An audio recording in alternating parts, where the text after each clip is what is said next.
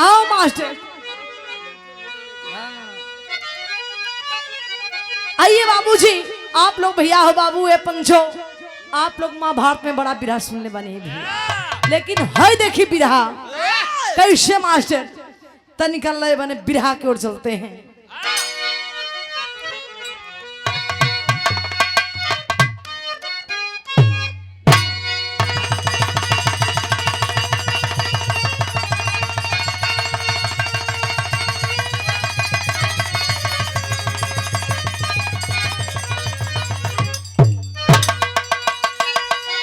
समरिया रे राम रे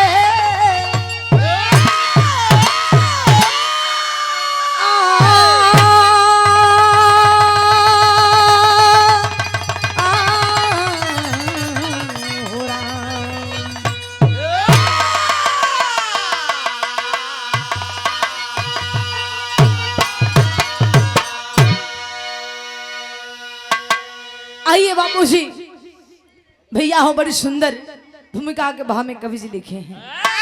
बात उस समय के भाई भैया जब महाभारत में लड़ाई के 9वें दिन रात्रि में बाबू दुर्योधन भीष्म दादा के बाबूजी जा करके उल्टी सीधी बातें लगे बोले, क्यों भीष्म दादा अपने आप को भीष्म पितामह बनी ला रहुआ, खाए के हमारे पत्तल में छेद करे के हमारे पत्तल में, आपका शर्म नहीं खेलागत। हमने के लगता कि सेना मारा जाई और वो हाथ में हाथ धक्के रुआ बैठल मानी। अहे बाबू जब दुर्योधन भीष्म दादा के बाबूजी इतने उल्टी सीधी बातें बोले दुर्योधन, तो ये बाबू हुआ क्या तनिका भूमिका के भाव लगल मास्टर।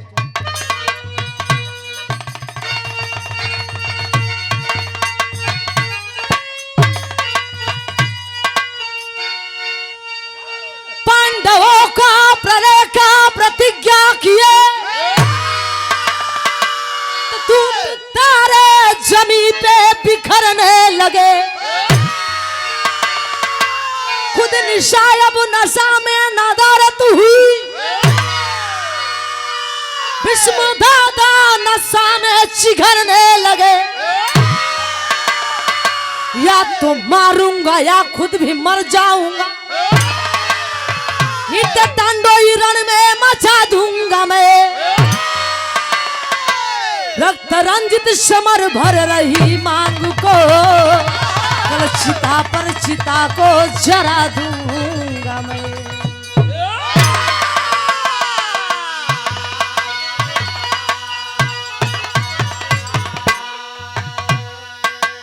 इशारा है बाबूजी भैया हो गौर करिएगा, एक एक लाइन पर शब्द बाबू गौर करिएगा। पांडवों का प्रलय का प्रतिज्ञा किए टूट तारे जमी पर बिखरने लगे, खुद निशायब नशा में नदारत हुई, भीष्म दादा नशा में चिघरने लगे। अहे बाबू हुआ क्या, भीष्म दादा प्रण के लिए हुए कि कल का युद्ध आखिरी युद्ध हुई। का कलन तन का कवाली का लाइन है मास्टर।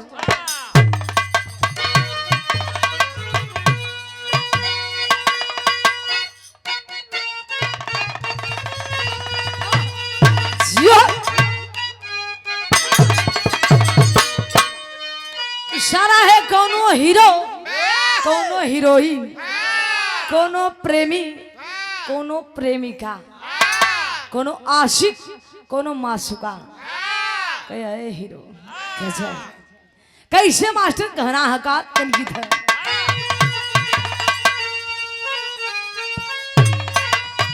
अरे परवाना जल रहे हैं, परवाना जल रहे हैं तेरे इश्क में तमाम, परवाना जल रहे हैं तेरे इश्क में तमाम, जानम ओ जानम, अरे जानम जरा इस आग में, अरे जानम जरा इस आग में, अरे खुद को जला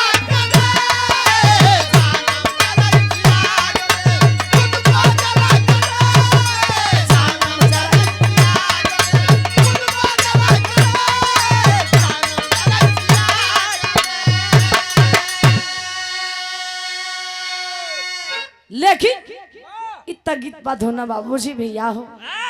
ऐसे बढ़िया कवि जी बड़ी सुंदर बहा में लिखे हैं। दोनों भैया कहा लिखे हैं कवि जी कैसे मास्टर?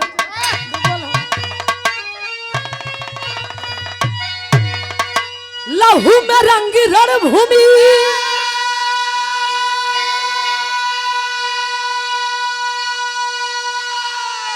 लहू में रंग रणभूमि जगा के धार से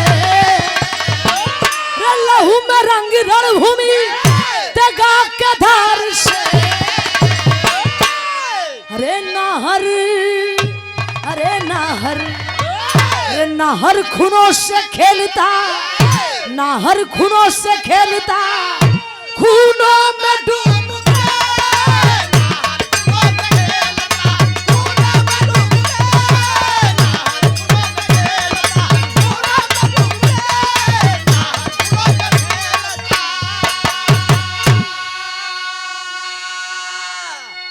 लेकिन बाबूजी भैया हो कहानी कब खेबा कैसन है और कहवा से स्टार्ट भइल तो कैसे मास्टर कहानी ऐसे से स्टार्ट है बाबूजी। हाँ नजम उठा दो।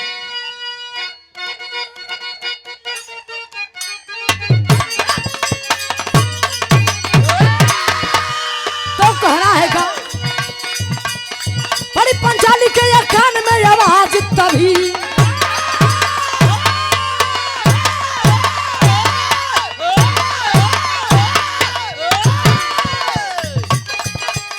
भीष्म के ये राज तभी बड़ी पंचाली के ये कान में आवाज तभी हुई बेचैन जन भीष्म के ये राज तभी घर में ना पड़ी है जानिए घबराई है तुम बच्चे जहाँ पड़े वहाँ कान्हाई है कहीं न रोके भैया प्राण को बचाओ कहीं न रोके भैया प्राण को बचाओ धन विधवा होगी तू कोई लगावो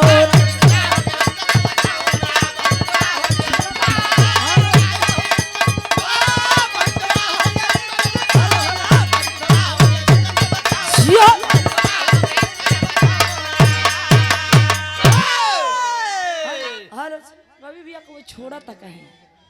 हेलो हेलो हेलो जो टच होता तो को छोड़ देता भाई तार माइक तो छोड़ेला ना जल्दी टावर तो मिला ले भैया। हेलो हेलो छे हेलो तनिका दूरी रहे। हेलो आइए बाबूजी देखे विरह का स्टार्ट है जिस समय भैया बार भीष्म दादा ये बाबू प्रण के लिए हुए कि कल का युद्ध आखिरी युद्ध हुई महाभारत में। अहे बाबू जब प्रण कैलन ई खबर है भैया हो जब द्रौपदी का पता चलल कि कल हमार लागत सिंदूर धुला जाई। अहे बाबू ये बात सोच करके द्रौपदी कैली का जा करके अपना भाई कान्हा जी से कहत रही बाबू को बात का कहली मास्टर तन का गीत का बहाल बोल है।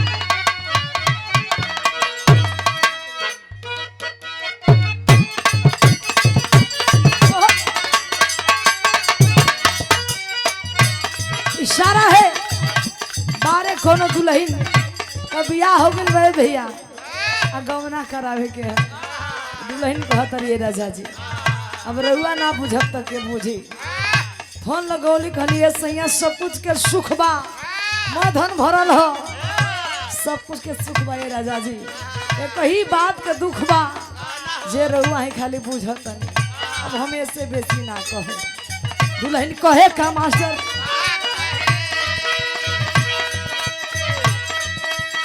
हो खता जवानी अब जियान है राजा जी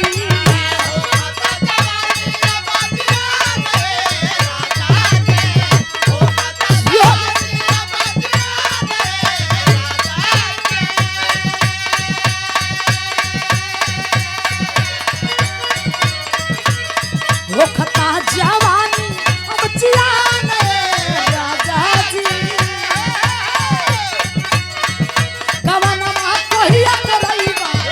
गवनमा कहिया करैबा कि दहिया फार पन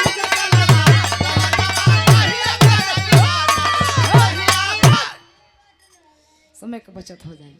लेकिन विरहा में भाव लगल बाबूजी हुआ क्या बार देखिए बाबू ये पंचो जब कान्हा जी देखले कि हमार बहनी द्रौपदी आई है कहली बहनी का कल साथ हो ए बाबू द्रौपदी सारा बात बतौली अपना भाई कान्हा जी से कल ये भैया हे कृष्ण मुरारी रोवाई अंतर्यामी है मैं बात जाने ना। लेकिन ये बाबू जब इतनी बतिया सुन ले कान्हा जी तो अपना बहनी द्रौपदी के उपाय बतौले कि घबरा मत बहनी हमरा रहते तनी को चिंता मत करे। ये बाबू कान्हा जी कहे का मास्टर अपना द्रौपदी बहन से पोछ के कोरवा आखी के लोरवा कहिए कान्हा जी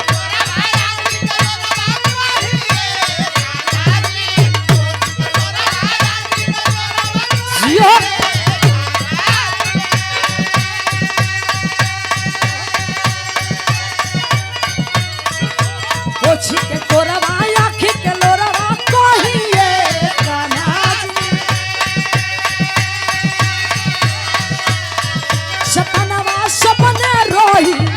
सपनवा सपने रोही कि बहनी मान लगा तू हमार सपनवा सपने रोही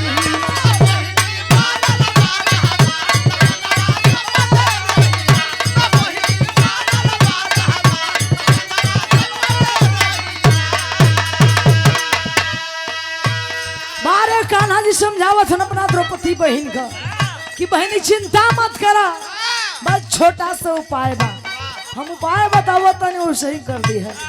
का कहे मास्टर आई जभोरा समैया भैया तू दादा के पैया आई जभोरा समैया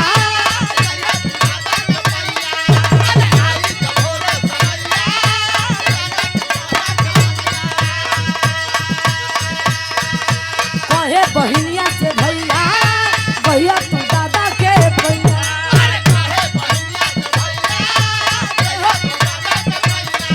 चिंता मत कर बहनी हमरा रहते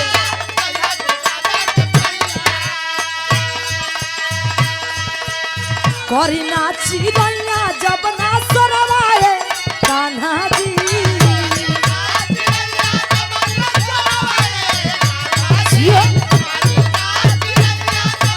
क्या बात है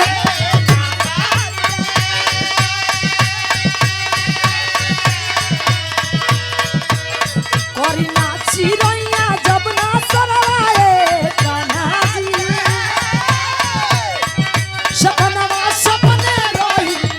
सपनवा सपने रोही कि बहनी मानल बात हमार सपनवा सपने रोही बार बहनी है बाबू द्रौपदी जब इतनी बतिया सुन ली कल ये भैया का करी कुछ समझ में आवत नहीं खे। भीष्म दादा का प्रतिज्ञा बा कि कल का युद्ध आखिरी युद्ध हुई का करी कुछ समझ में आवत ना। ये बाबू कान्हा जी उपाय बतौलन कि बहनी कुछ ना कर देखा जो हम बतावत नहीं वही कर चल जा घरे कल भीष्म दादा घरे कुछ बोली हम मत करी ह का बतौले मास्टर गीत का भाव लगे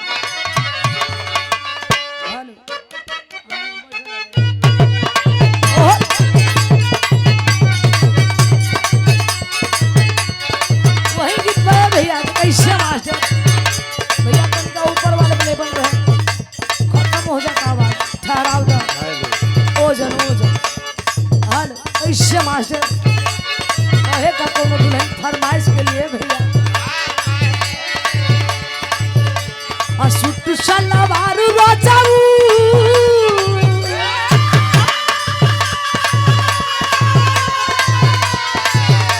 असुट सलवार रोजाऊ सारी चुभेला कमरिया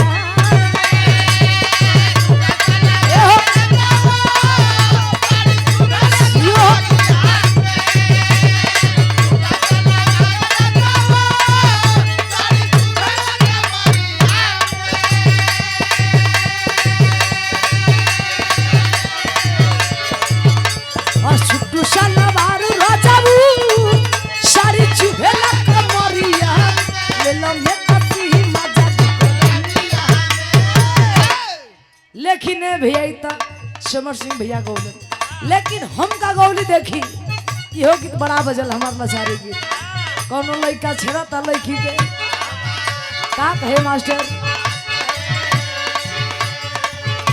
हाँ ये तना बनाई के बजा ए करे जा लगता मर्डर हो जाई आज। लड़का बोली बोलता है मास्टर का, हाँ ये तना बनाई के बजा गम गरम ही भूका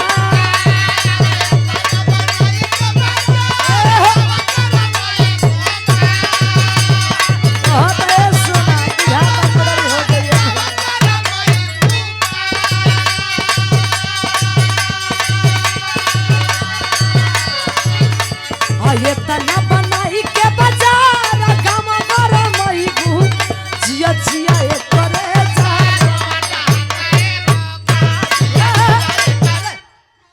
लेकिन हुआ क्या, अहे बाबूजी देखे बार द्रौपदी जब पहुंचलिए भैया भीष्म दादा घरे, तब तक हो कगल मास्टर बिरहा लगल। किसी सखी बोली रे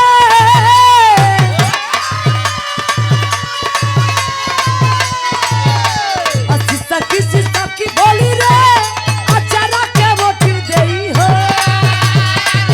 किसी सखी बोली रे अचारा के वोट देई हो,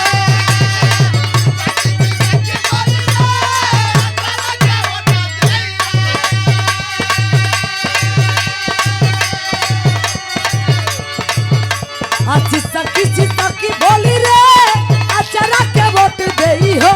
ए दादा हो राखी लती मोरा पहाड़ से नुरावा लाल लाल रोई। ए दादा हो राखी लती मोरा पहाड़ से नुरावा लाल लाल रोई। ए दादा हो राखी लती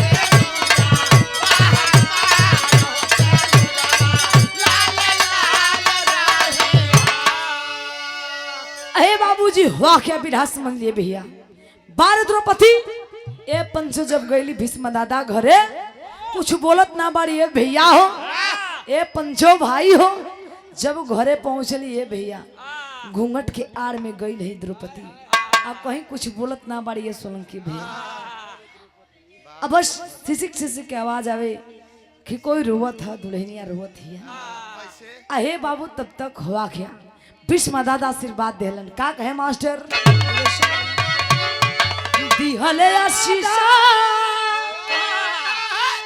सादा सुहागिना रहे बहु मोरा साथे तोरा रहिए आशीर्वाद। घुंघुटा के टारी दिहली ये कठे सवाल कैली, सुनी सुनी दादाजी के उठता दादा। अहे बाबू जब ये भैया होए पंचो, जब द्रौपदी घूंघट के टार देली है बाबू, जब चेहरा के देख के भीष्म दादा पितामह अचंभो, अरे ये का हो गई, कहे जा बेटी सुहागवती भव, तो सदा सुहागिन रह बेटी। ये बाबू द्रौपदी इतनी बतिया जब सुन ली छतिया चौड़ा हो गई। एगो बात कली भीष्म दादा ले, कली हे दादा का बतौली मास्टर कहत है,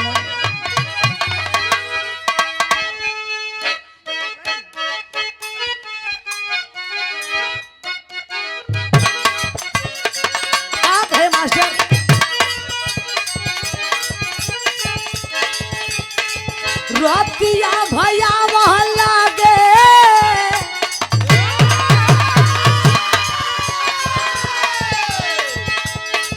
रतिया भैया वह लागे भारी हो दादा तनी बतिया बतादा। रतिया भैया वह लागे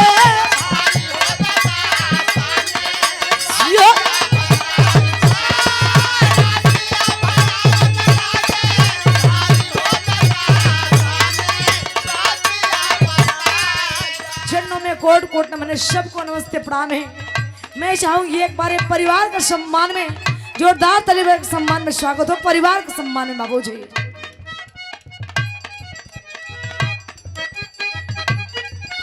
सुंदर पुष्पहार और सफा दे करके प्यार मिला है आप परिवार को ओर से। शरणों में कोट कोट मैंने सबको नमस्ते प्रणाम है। और 5 मिनट है बाबूजी बिरहा में, कहानी वैसे रहेगा इससे मास्टर कहे का द्रौपदी द्रौपदी कहेली बतावाय दादा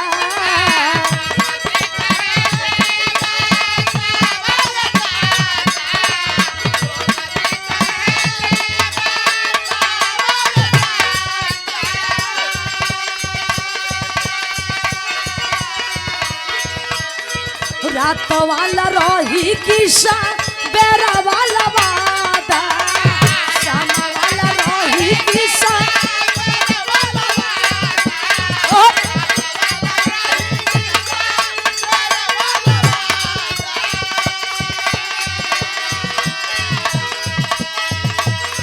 रावु राचराना पारी पावन हे दादा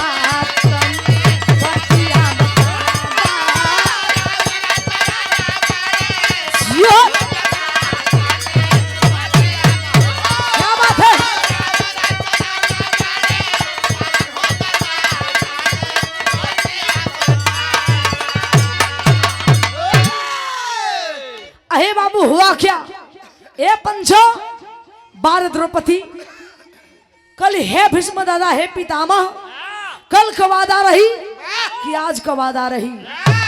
अहे बाबू हुआ क्या 10वें दिन दसोदी साडोली 10वें दिन दसोदी साडोली जब भीष्म के भीष्म मार पड़ी सब तीरंदाज भय तितर पितर माथे पर मवत रही खड़ी। बार भीष्म दादा अहे बाबू जब चले हो कुरुक्षेत्र की ओर तो कहना बोलता इनका वीर भाव लोगल मास्टर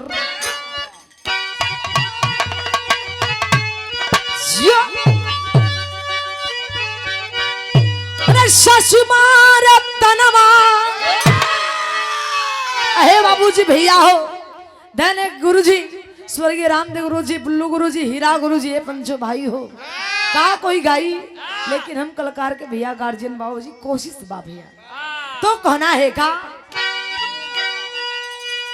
अरे ससुमार तनमा बाबू ससुमार तनमा नना दियो मार हई हो मारे हई हो मारे बाबूजी के भैया हो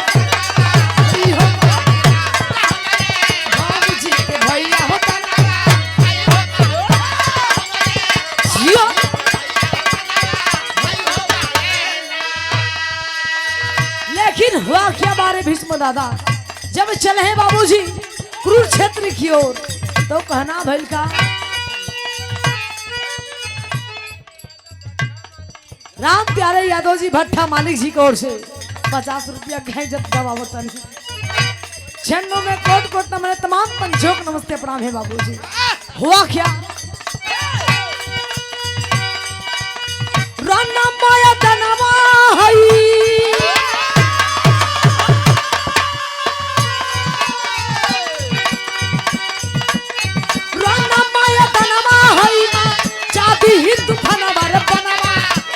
छोड़े हो बनवा संतन छोड़े हो याद गंगा के सुमनवा हो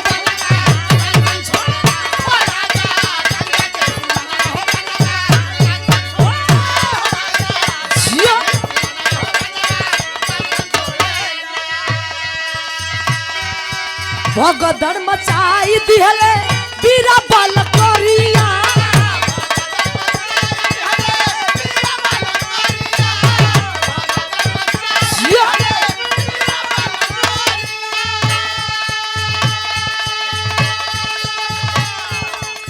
खूनावे में पूरन रहे खूना से शरीरिया जियो से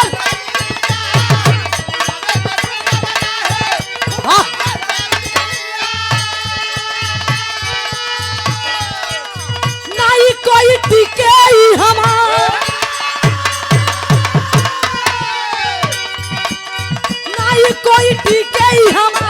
दूध में समाना वर पनवा संतन छोड़ना पनवा संतन छोड़ना आया जा गंगा के सुमना हो जियो जियो लाल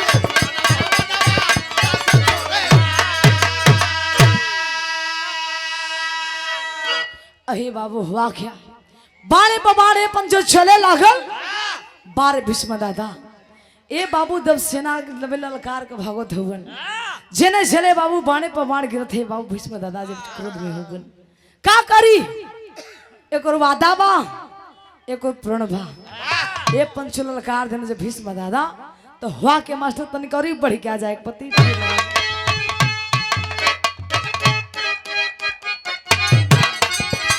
जियो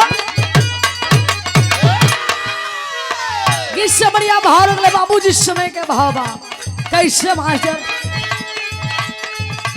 भीषण भीष्म मचवले हाला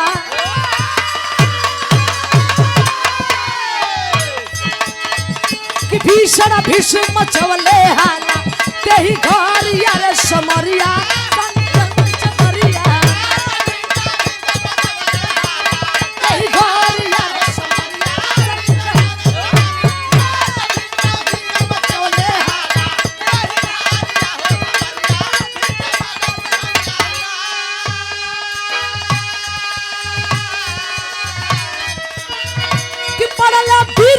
से पाला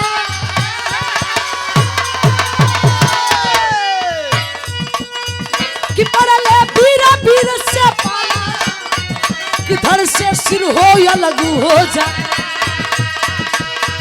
किधर से सिर हो या लघु हो कि भागे युद्धि फिर बलशाली रण के छोड़ के हाली कि पहुंचे तुरंत समनवा बलकोर यार समरिया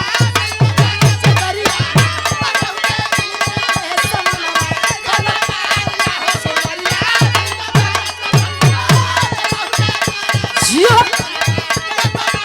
जियो बैठे बारे पंचो देखे जब भीष्म दादा ये बाबू जब लागल धनुष बाण ये बाबू जब गिरा था अब दुर्योधन के सेना ये पंचो लगे भागे अब देखे हुआ क्या बारे कान्हा जी देखे छलिया नरेश कैलन का मास्टर तनी अल्लाह के भाव लोग है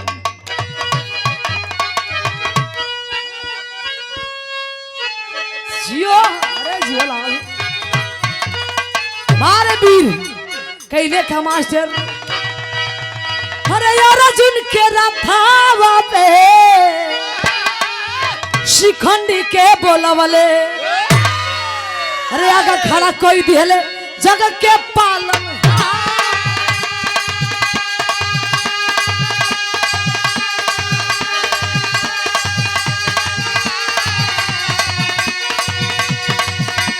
सन सन बनावा चलावे ले शिखंडी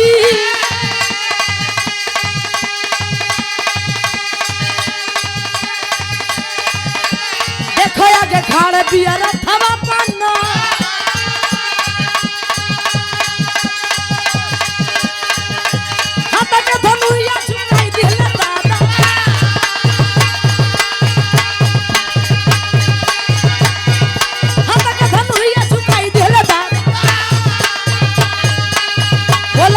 कहे अब मारो मारो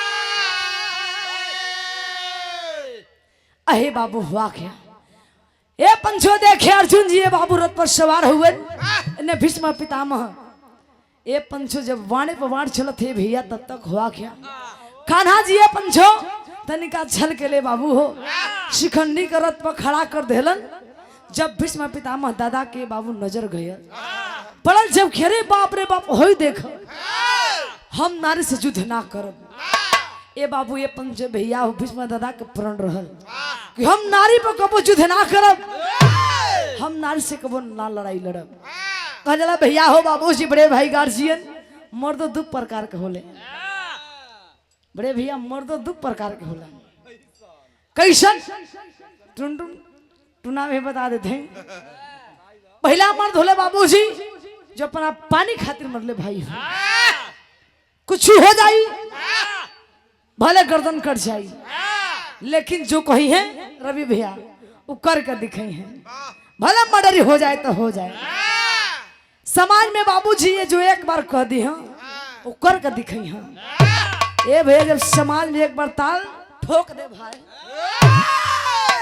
वो कदम पीछे नहीं हटी। बड़े भैया पनीदार मर्द के पहचान होले। दूसरी मर्द कैसन होना भाई, सिर्फ सीमा हटा ठीक हो। दुल्हन एक बार कही ए जी बैठिए ना, कहाँ जा रहे हैं। यानी भैया वैसा दुल्हन कह दे तो ऐसा मर्द ना आखे के चाहिए।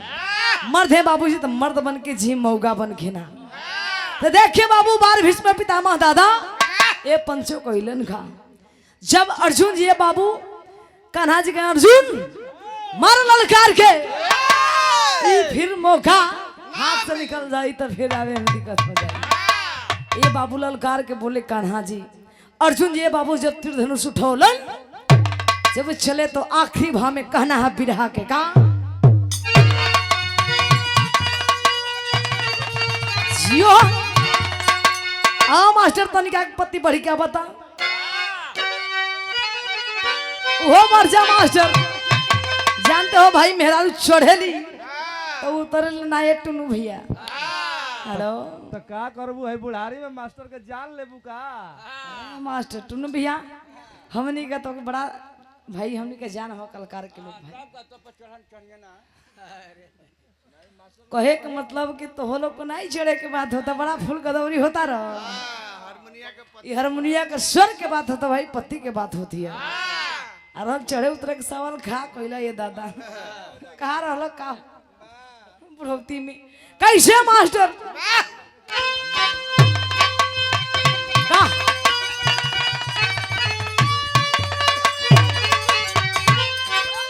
हर ऐसा केहू के ना करके समरिया मिलल नहीं केहू के बाण के से जरिया।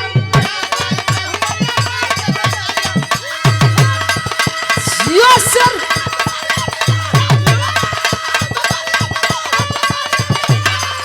जियो कठे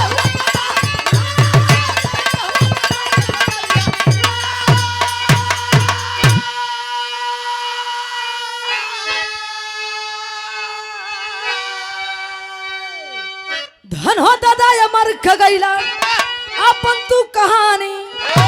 गंगा पुत्र धनी है विश्व है धन है गंगा पानी। अरे चमकत नहीं चमचम कोटरिया मिलल नहीं केहू के बाण के सजरिया। जियो से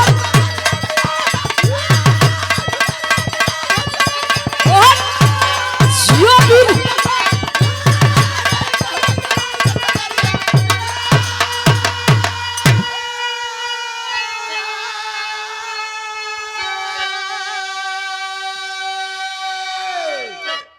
अहे बाबू हुआ क्या बिरहा का आखिर सीन में भैया देखे कहानी हमारी एजे से दंड हो जाई। बार भीष्म दादा ए पंजो अब शिखंडी परिवार ना कैलन। अर्जुन जी बाबू कान्हा जी के अनुसार तीर धनुष उठौलन। अल्लाह के बाबू बाणे पर बाणे तना मरल नहीं बाबू ए पंचो भैया हो के पूरा बदन नम लहलुहान हो गई। बाणे से बाण पूरा बदन छेदा गई। देखे बाण के सजारी मिले बाबू जी पंचो महाभारत में कहे का मतलब है भैया हो वीर तो बहुते भैरन महाभारत में लेकिन कोई गंगा पुत्र भीष्म पितामह पैदा ना भइले पंचो तब वीर हो तो वैसन ए भाई हो बाबूजी अपना से इच्छा अनुसार मृत्यु पौलन बार भीष्म दादा वीर हो तो वैसन होके चाहिए बाबूजी। बार गंगा पुत्र भीष्म पितामह तो भैया हो बाबूजी कहानी ऐसे दिन हो जाएगी। फिर आगे का समय बताओ। आखिरी भाव में कहना है का राजक्रम सदगुरु स्वामी राधा विपुला श्रीना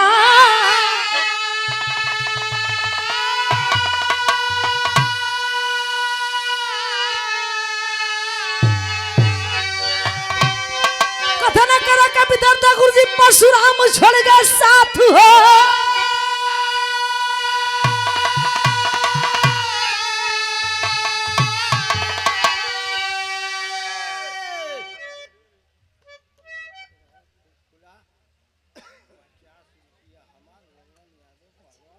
सुंदर पुरस्कार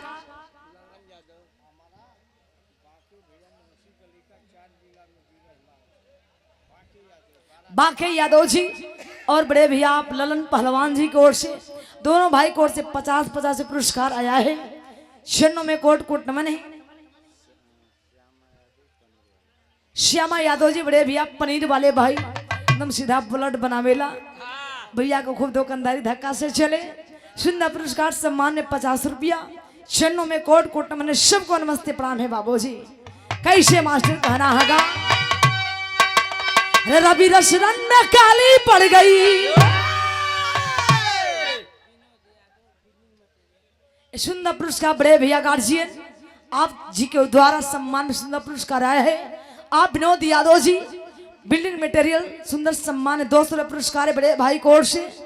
भैया का दुकानदारी खूब धक्का से चले। अब भैया सीजन आवत तो खूब बेचाई है, गिट्टी छोड़े घरी कटिया करके आदमी काम लगई है। बड़े भैया को सम्मान विनोद भैया को सुंदर पुरस्कार 200 रुपया। छन्नों में कोट कोट मैंने सबको नमस्ते प्रणाम है कहना होगा। अरे रवि रसरन में काली पड़ गई, अरे रवि रसरन में, अरे रवि रसरन में काली पड़ गई। तो कभी छत्रधारी लक्ष्मी बने जंजाली, रवि रसरन में काली पड़ गई।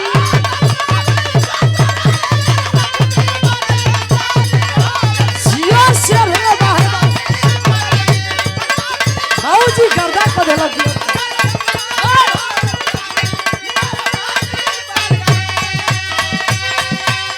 मेरे देश की धरती सोना उगले उगले हीरे मोती,